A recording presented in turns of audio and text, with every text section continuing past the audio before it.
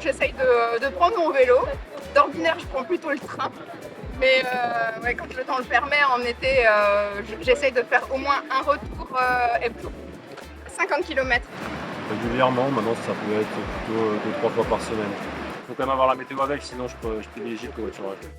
Alors du coup, au niveau transport en vélo, ça fait déjà plusieurs années. J'ai déjà fait en fait et animé dans mes différentes sociétés au boulot à vélo. Je vais autrement aussi.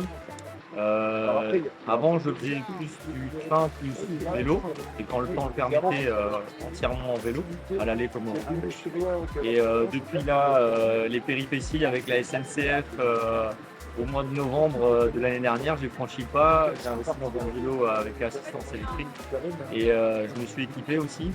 Et du coup, peu importe le temps, même en hiver, je suis toute l'année en vélo. Maintenant, oui, c'est devenu mon moyen de transport principal. Après, en fonction, si j'ai des courses ou autres et que je dois transporter des affaires, je vais prendre la voiture. Tu vas permettre de se détendre après une journée de travail assez dense. Ce que ça m'apporte après la journée de boulot, c'est la détente d'esprit. On arrive à la maison et on est serein. Bah, c'est plutôt question sportive. Après un peu écologique quand même, mais surtout question sportive. Ça permet de varier un peu les entraînements et ça permet de s'aérer en rentrant de boulot le soir. Ça permet de garder la forme. J'ai un gravel qui permet en fait de faire de la route, mais aussi de la piste cyclable et des chemins. Comme ça, pour rentrer chez moi, c'est plus simple des fois de passer, plus sympa de passer par les champs. Il y a moins les voitures, etc. Voilà, donc c'est un peu un mix entre le VTT et le vélo. Oui, donc là, vous avez un vélo de la marque Breaker.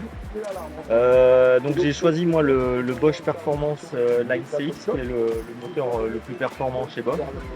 Donc ça permet d'avoir, si on veut s'amuser avec, une très forte accélération.